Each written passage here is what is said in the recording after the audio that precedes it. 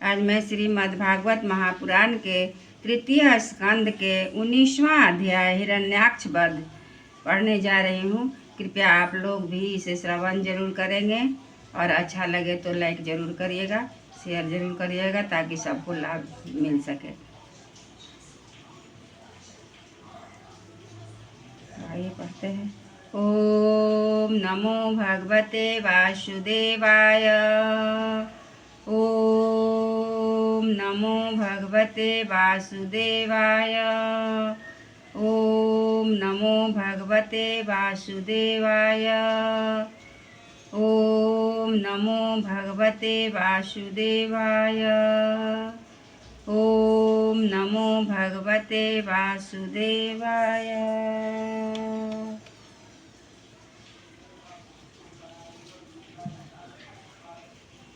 श्री मैत्रेय जी कहते हैं, विदुर जी, ब्रह्मा जी ने एक कपट रहित अमृतमय वचन सुनकर भगवान ने उनके भोलेपन पर मुस्कुराकर उसने प्रेम पूर्वक कटाक्ष के द्वारा उनकी प्रार्थना स्वीकार कर ली।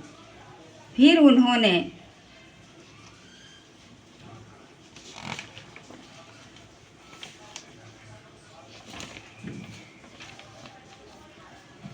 झपटकर अपने सामने निर्भय विचरते हुए शत्रु की ड्यूटी पर गदा मारी, किंतु हिरण्याक्ष की गदा से टकराकर वह गदा भगवान के हाथ से छूट गई और चक्कर काटती हुई जमीन पर गिरकर सुशोभित हुई। किंतु यह बड़ी अद्भुत सी घटना हुई। उस समय शत्रु पर वार करने का अच्छा अवसर पाकर भी हिरण्याक्ष ने उन्हें निरस्त्र देखकर युद्ध धर्म का पालन करते हुए उन पर आक्रमण नहीं किया। उसने भगवान का क्रोध बढ़ाने के लिए ही ऐसा किया था। गदा फिर गिर जाने पर और लोगों का हाहाकार बंद हो जाने पर प्रभु ने उसकी धर्म बुद्धि की प्रशंसा की और अपने सुदर्शन चक्र का स्मरण किया।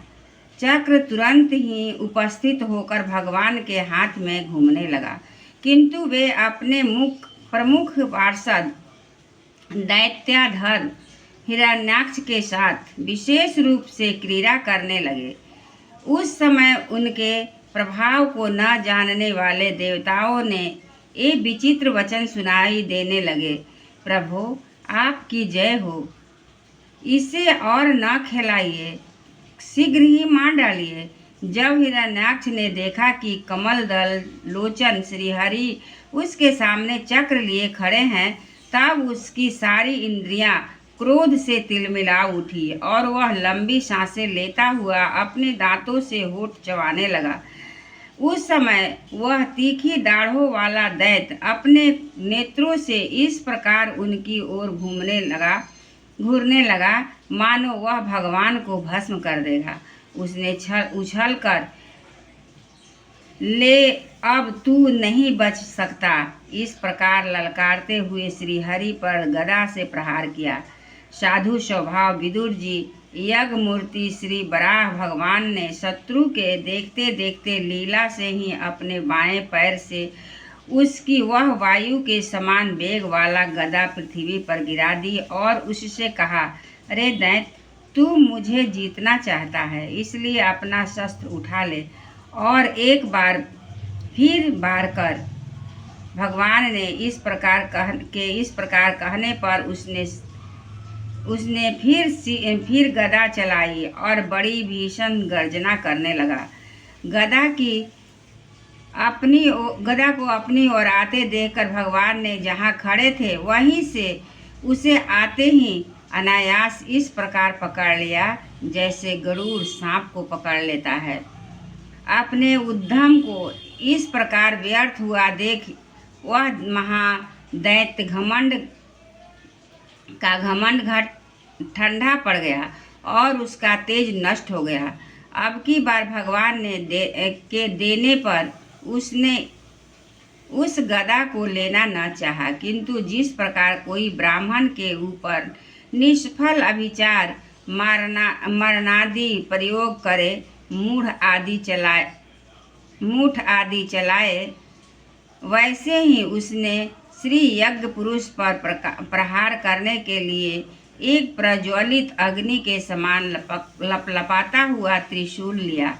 महाबली हिरण्याक्ष का अत्यंत वेग से छोड़ा हुआ वह तेजस्वी त्रिशूल आकाश में बड़ी तेजी से चमकने लगा। तब भगवान ने उसे अपनी तीखी धार वाले चक्र से इस प्रकार काट डाला जैसे इंद्र के गरुड़ जी के छोड़े हुए तेजस्वी पंख को काट डाला था। भगवान के चक्र इस से अपने त्रिशूल के बहुत से टुकड़े हुए देखकर उसे बड़ा क्रोध हुआ।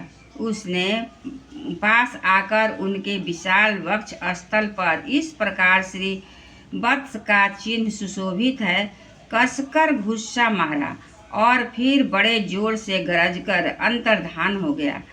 विदुर जी जैसे हाथी पर पुष्पमाला की चोट का कोई असर नहीं पड़ता, उसी प्रकार उसके इस प्रहार घुस्सा मारने के भगवान आदि बराह तनिक भी टस से मस नहीं हुए। तब वह महामायावी दैत्य मायापति श्रीहरि पर अनेक प्रकार की मायाओं का प्रयोग करने लगा।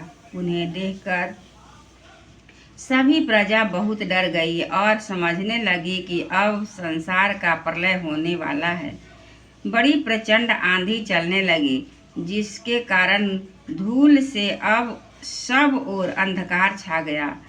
सब ओर से पत्थरों की वर्षा होने लगी, जो ऐसे जान पड़ते थे मानो किसी